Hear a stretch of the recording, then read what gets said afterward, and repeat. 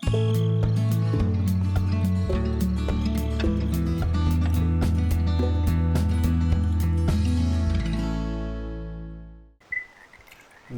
to Thueringer for Farming Simulator 15.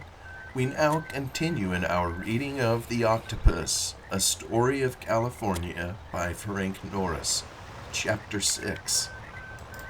Fearless, his wits gambling under the lash of the alcohol, he wished to make the most of the occasion, maintaining the suspense, playing for the gallery. By touches of the hand and knee, he kept the buckskin in continual nervous movement, her hoofs clattering, snorting, tossing her head, while he himself, addressing himself to Annixter, poured out a torrent of invective. Well, strike me blind if it ain't old Buck Annixter. He was going to show me off King Sabe at the toe of his boot, was he? Well, here's your chance, with the ladies to see you do it. Gives a dance, does he? Highfalutin' hoed down in his barn and forgets to invite his old bronco-bustin' friend.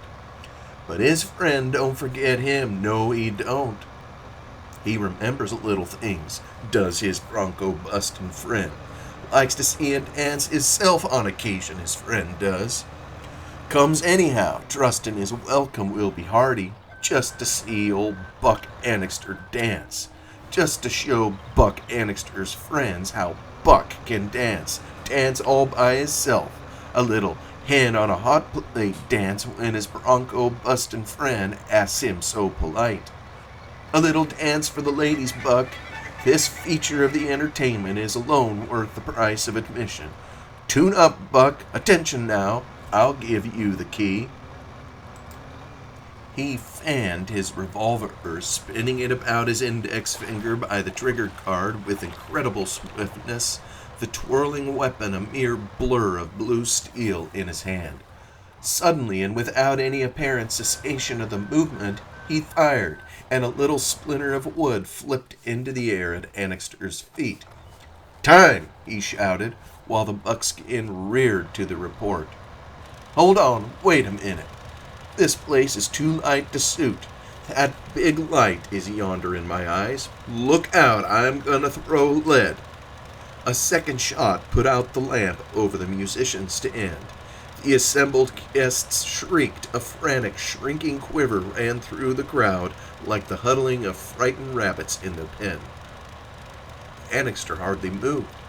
He stood some 30 paces from the buster, his hands still in his coat pockets, his eyes glistening, watchful. Excitable and turbulent in trifling matters, when actual bodily danger threatened, he was of an abnormal quiet. "I'm watching you," cried the other. "Don't make any mistake about that. Keep your hands in your coat pockets. And if you'd like to live a little longer, understand. And don't let me see you make a move toward your hip, or your friends will be asked to identify you at the morgue tomorrow morning. When I'm bad, I'm called the Undertaker's friend, so I am. And I'm that bad tonight that I'm scared of myself.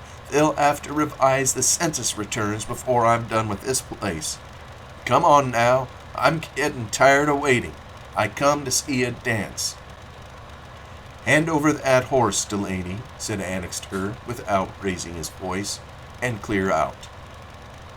The other affected to be overwhelmed with infinite astonishment, his eyes staring. He peered down from the saddle. "What?" he exclaimed. "What did you say?" "Why, I guess you must be looking for trouble. That's what I guess." "That's where you're wrong, my son," muttered Annixter, partly to Delaney, partly to himself. "If I was looking for trouble, there wouldn't be any guesswork about it." With the words, he began firing. Delaney had hardly entered the barn before Annixter's plan had been formed. Long since, his revolver was in the pocket of his coat, and he fired now through the coat itself without withdrawing his hands. Until that moment, Annixter had not been sure of himself.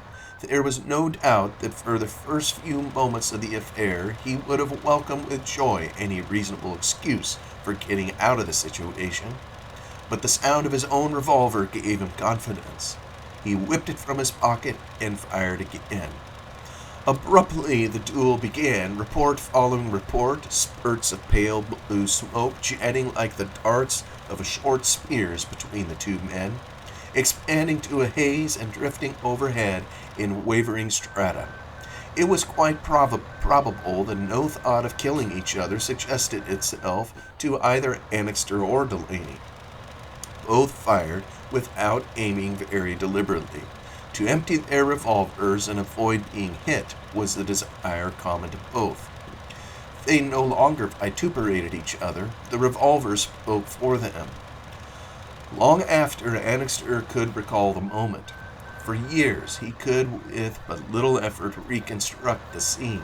The densely packed crowd flattened against the sides of the barn, the festoons of lanterns, the mingled smell of evergreens, new wood, sackets, and powder smoke, the vague clamor of distress and terror that rose from the throng of guests, the squealing of the buckskin, the uneven explosions of the revolvers, the reverberation of tramping hoofs, a brief glimpse of Heron Derrick's excited face at the door of the harness room, and in the open space in the center of the room, himself and Delaney maneuvering swiftly in a cloud of smoke.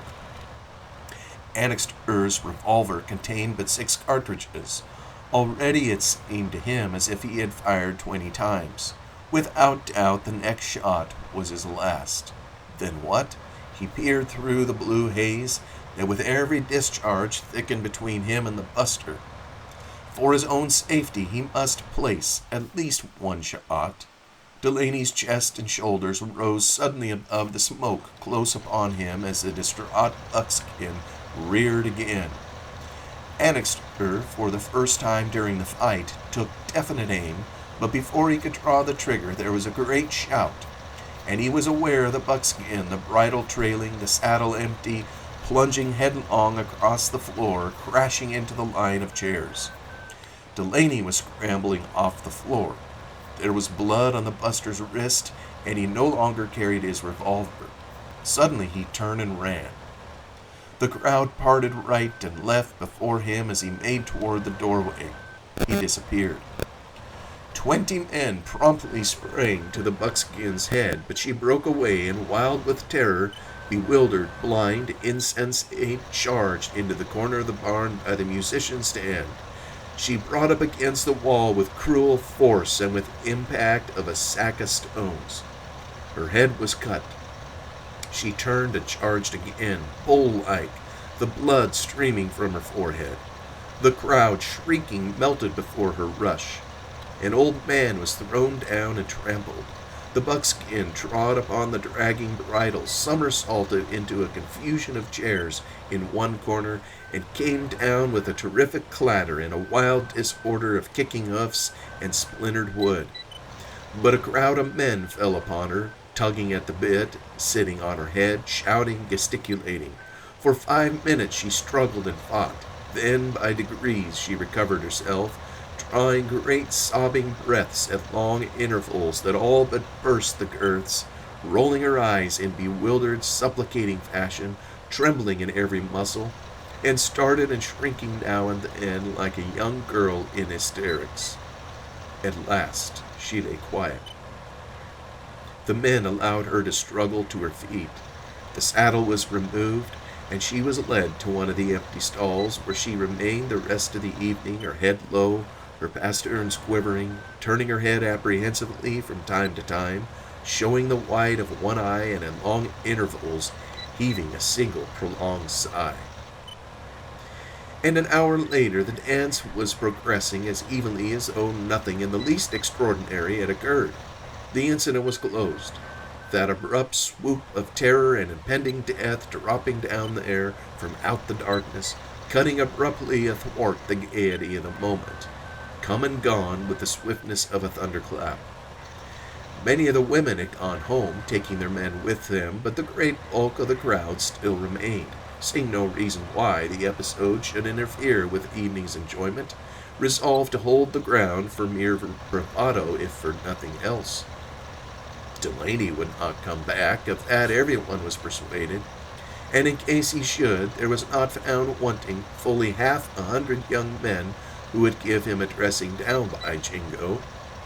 They had been too surprised to act when Delaney had first appeared, and before they knew where they were at, the buster had cleared out. In another minute, just another second, they would have shown him yes sir by Jingo, ah you bet. On all sides, the reminiscences began to circulate. At least one man in every three had been involved in a gunfight at some time in his life. Ah, you ought to have seen in Yuba County one time. Why, in Butte County in the early days. Pshaw, this tonight wasn't anything. Why, once in a saloon in Arizona when I was there. And so on, over and over again. Osterman solemnly asserted that he had seen a greaser sawn in two in a Nevada sawmill.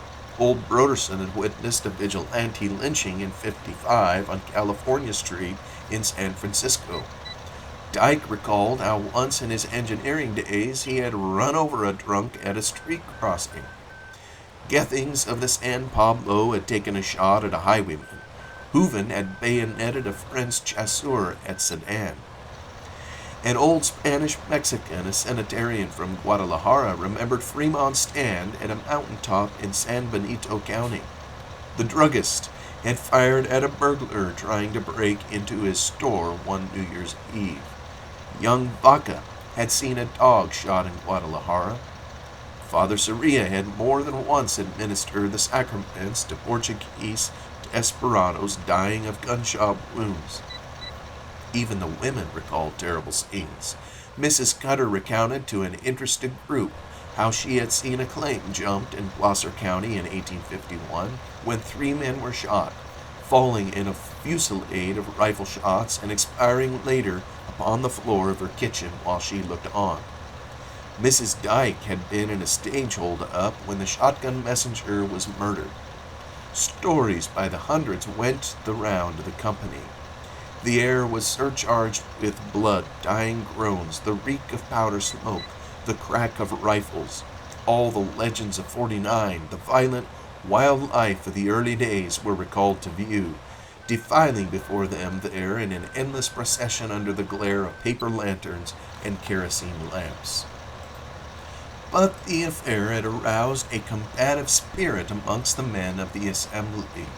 Instantly, a spirit of aggression, of truculence, swelled up underneath waistcoats and starched shirt bosoms.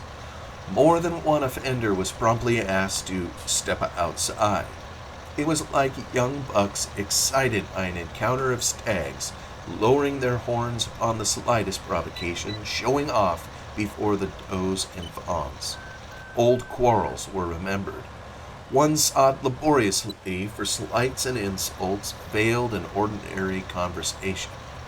The sense of personal honor became refined to a delicate fine point. Upon the slightest pretext there was a haughty drawing up of the figure, a twisting of the lips into a smile of scorn. Karaher spoke of shooting S. Behrman on sight before the end of the week. Twice it became necessary to separate Hooven and Cutter, renewing their quarrel as to the ownership of the steer. All at once Mina Hooven's partner fell upon the gaily apparelled clerk from Bonneville, pummeling him with his fists, hustling him out of the hall, vociferating that Miss Hooven had been grossly insulted. It took 3 men to extricate the clerk from his clutches, dazed, gasping, his collar unfastened and sticking up into his face, his eyes staring wildly into the faces of the crowd. But Annixter, bursting with pride, his chest thrown out, his chin in the air, reigned enthroned in a circle of adulation. He was the hero. To shake him by the hand was an honor to be struggled for. One clapped him on the back with solemn nods of approval. "There's the boy for you. There was nerve for you. What's the matter with Annixter? How about that for sand? And how was that for a shot? Why, Apache Kid couldn't have bettered that. Cool enough. Took a steady eye and a sure hand to make a shot like that. There was a shot that would be told about in Tulare County 50 years to come." Annixter just refrained from replying, all ears to this conversation, wondering just what had happened. He knew only that Delaney had run, leaving his revolver and a spatter of blood behind him. By degrees, however, he ascertained that his last shot but one had struck Delaney's pistol hand, shattering it and knocking the revolver from his grip. He was overwhelmed with astonishment. Why, after the shooting began, he had not so much as seen Delaney with any degree of plainness. The whole affair was a whirl. "Well, where did you learn to shoot that way?" some in the crowd demanded. Annixter moved his shoulders with a gesture of vast unconcern. "Oh," he observed carelessly, "it's not my shooting that ever worried me, my son." The crowd gaped with delight. There was a great wagging of heads. "Well, I guess not." "No, sir, not much." "Ah, no, you bet not." When the women pressed around him, shaking his hands, declaring that he had saved their daughters' lives, Annixter assumed a pose of superb deprecation, the modest self-obliteration of the chevalier. He delivered himself of a remembered phrase, very elegant, refined. It was Lancelot after the tournament, Bayard receiving felicitations after the battle. "Oh, don't say anything about it," he murmured. "I only did what any man would have done in my place." To restore completely the equanimity of the company, he announced supper.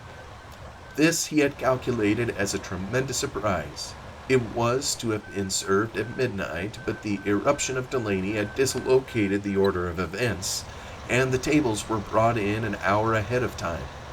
They were arranged around three sides of the barn and were loaded down with cold roasts of beef, cold chickens, and cold ducks, mountains of sandwiches, pitchers of milk and lemonade, entire cheeses, bowls of olives, plates of oranges and nuts. The advent of this supper was received with a volley of applause. The musicians played a quick step. The company threw themselves upon the food with a great scraping of chairs and vast rustle of muslins, tarlans, and organdies. Soon the clatter of dishes was a veritable uproar. The tables were taken by assault. One ate whatever was nearest at hand, some even beginning with oranges and nuts, and ending with beef and chicken. At the end, the paper caps were brought on, together with the ice cream. All up and down the tables, the pulled crackers snapped continually like the discharge of innumerable tiny rifles. The caps of tissue paper were put on, Phrygian bonnets, magician's caps, liberty caps. The young girls looked across the table at their vis-a-vis with bursts of laughter and vigorous clapping of the hands. The harness room crowd had a table to themselves, at the head of which sat Annixter and at the foot Heron. The gunfight had sobered Presley thoroughly.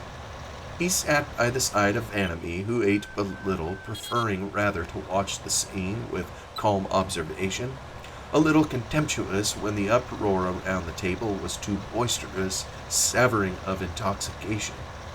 Osterman rolled bullets of bread and shot them with astonishing force up and down the table, but the others, Dyke, Old Broderson, Caraher, Heron, Derrick, Hooven, Cutter, Garnet of the Ruby Rancho, Keast from the ranch of the same name, Gethings of the San Pablo, and Chattern of the Bonanza, occupied themselves with eating as much as they could before the supper gave out. At a corner of the table, speechless, unobserved, ignored, sat Dabney, of whom nothing was known but his name, the silent old man who made no friends. He ate and drank quietly, dipping his sandwich in his lemonade. Osterman ate all the olives he could lay his hands on, a score of them, 50 of them, 100 of them. He touched no crumb of anything else. Old Broderson stared at him, his jaw fallen. Osterman declared he had once eaten 1,000 on a bet. The men called each other's attention to him. Delighted to create a sensation, Osterman persevered. The contents of an entire bowl disappeared in his huge, reptilian slit of a mouth. His cheeks, a brownish red, were extended, his bald forehead glistened, colic seized upon him. His stomach revolted. It was all one with him. He was satisfied, contented. He was astonishing the people. "Once I swallowed a tree toad," he told old Broderson, "by mistake. I was eating grapes, and the bugger lived in me 3 weeks. In rainy weather he would sing." "You don't believe that," he vociferated. "Haven't I got the toad at home now and a bottle of alcohol?" And the old man, never doubting, his eyes starting, wagged his head in amazement. "Oh, yes," cried Caraher, the length of the table. "That's a pretty good one. Tell us another." "That reminds me of a story," hazarded old Broderson uncertainly. "Once when I was a lad in Ukiah, 50 years. "Oh, yes," cried half a dozen voices. "That's a pretty good one. Tell us another." What?" murmured Broderson, looking about him. I don't know. It was Ukiah. You mix me all up." As soon as supper was over, the floor was cleared again. The guests clamored for a Virginia reel. The last quarter of the evening, the time of the most riotous fun, was beginning. The young men caught the girls who sat next to them. The orchestra dashed off into a rollicking movement.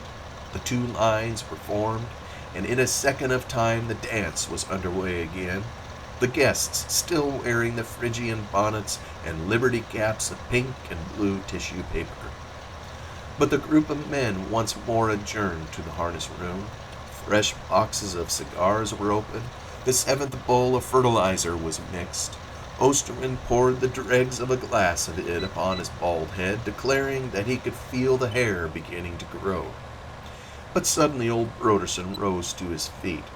"Aha," he cackled. "I'm going to have a dance, I am.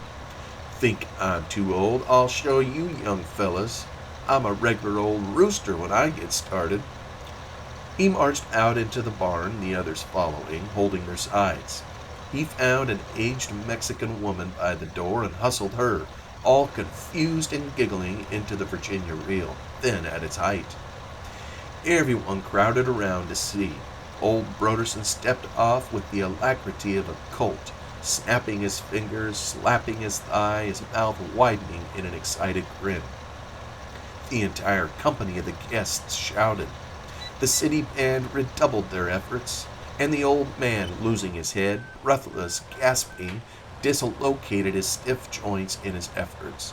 He became possessed, bowing, scraping, advancing, retreating, wagging his beard, cutting pigeons' wings, distraught with the music, the clamor, the applause, the effects of the fertilizer.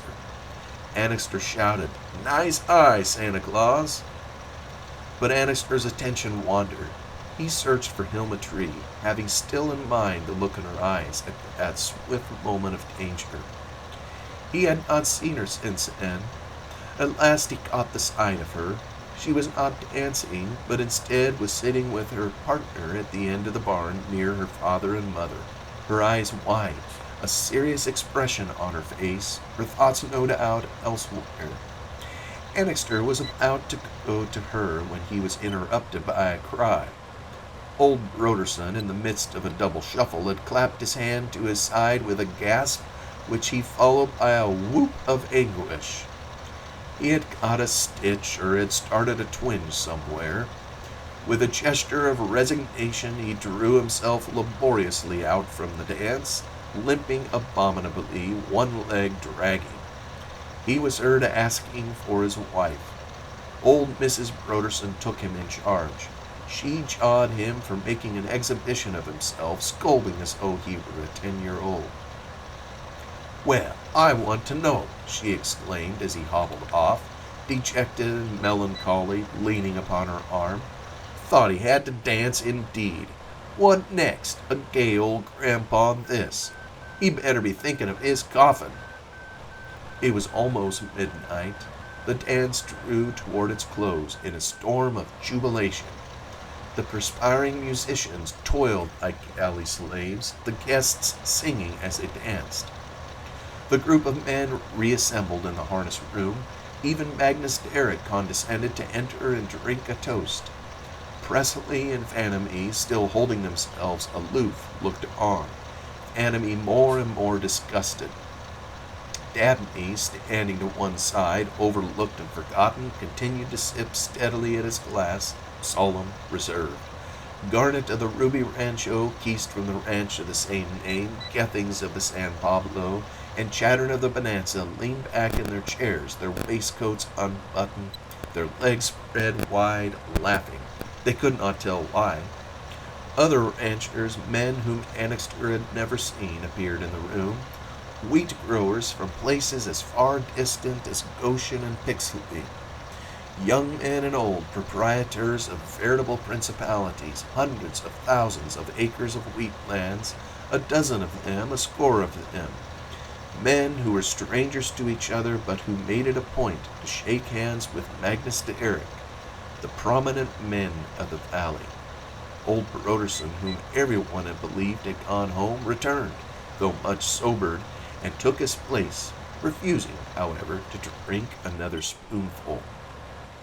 Soon the entire number of Annixter's guests found themselves in two companies, the dancers on the floor of the barn frolicking through the last figures of the Virginia reel, and the boisterous gathering of men in the harness room downing the last quarts of fertilizer. Both assemblies had been increased.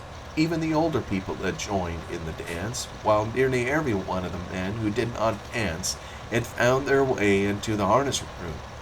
The two groups rivaled each other in their noise. Out on the floor of the barn was a very whirlwind of gaiety, a tempest of laughter, hand-clapping, and cries of amusement.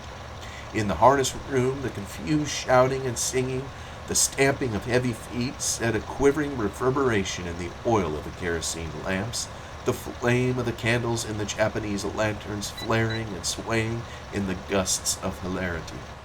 At intervals, between the two, one heard the music, the wailing of the violins, the vigorous snarling of the cornet, and the harsh, incessant rasping of the snare drum. And at times, all these various sounds mingled in a single vague note, huge, clamorous, that rose up into the night from the colossal, reverberating compass of the barn, and sent its echoes far off across the unbroken levels of the surrounding ranches, stretching out to infinity under the clouded sky, calm, mysterious still. Annixter, the punch bowl clasped in his arms, was pouring out the last spoonful of liquor into Karaher's glass, when he was aware that someone was pulling at the sleeve of his coat. He set down the punch bowl. "Well, where did you come from?" he demanded. It was a messenger from Bonneville, the uniformed boy that the telephone company employed to carry messages. He had just arrived from town on his bicycle, out of breath and panting. "Message for you, sir. Will you sign?" He held the book to Annixter, who signed the receipt, wondering. The boy departed, leaving a thick envelope of yellow paper in Annixter's hands. The address typewritten, the word urgent written in blue pencil in one corner. Annixter tore it open. The envelope contained other sealed envelopes, some 8 or 10 of them, addressed to Magnus de Eric, Osterman, Broderson, Garnet, Keast, Gethings, Chattern, Dabney, and to Annixter himself. Still puzzled, Annixter distributed the envelopes, muttering to himself, "What's up now?" The incident had attracted attention. A comparative quiet followed, the guests following the letters with their eyes as they were passed around the table. They fancied that Annixter had arranged a surprise. Magnus de Eric, who sat next to Annixter, was the first to receive his letter. Without a word of excuse, he opened it. Read it, Governor," shouted a half-dozen voices. "No secret, you know. Everything above board here tonight." Magnus cast a glance at the contents of the letter, and rose to his feet and read. Magnus de Eric, Bonneville, Tulare County, California. Dear Sir, I regrade of October 1st, the value of the railroad land you occupy, included in your ranch of Los Muertos, has been fixed at $27 per acre. The land is now for sale at that price to anyone. Yours, etc., Cyrus Blakely Ruggles, Land Agent. S. Behrman, Local Agent in the P&SW Railroad. In the midst of the profound silence that followed, Osterman was heard to exclaim grimly, "That's a pretty good one. Tell us another." But for a long moment, this was the only remark. The silence widened, broken only by the sound of torn paper as Annixter, Osterman, Old Broderson, Garnett, Keast, Gethings, Chattern, and Dabney opened and read their letters. They were all to the same effect, almost word for word like the governor's. Only the figures and the proper names varied. In some cases, the price per acre was $22. In Annixter's case, it was $30.